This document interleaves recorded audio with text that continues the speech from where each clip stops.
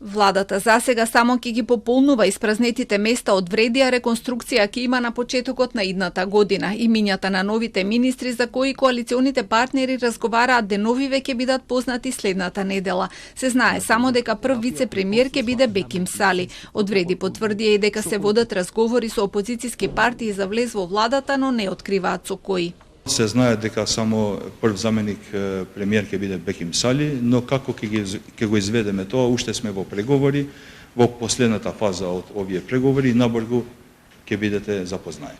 Имаме моментално стабилно мнозинство, но патот се не очекува напред. Мислиме дека нема да наштети ако во ова коалиција влезат и други политички партии, затоа и ние сме за вакви преговори, но ваквите преговори да бидат во врска со реформи, во врска со принципи на добро владење и слични теми.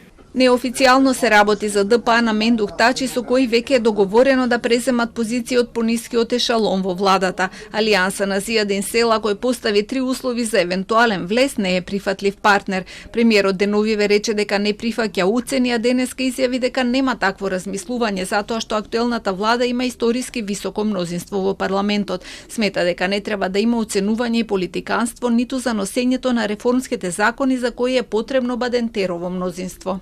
Нели сите сме за Европа? Тоаш треба сите да поддржиме реформски закон кој што го поддржала Европската комисија.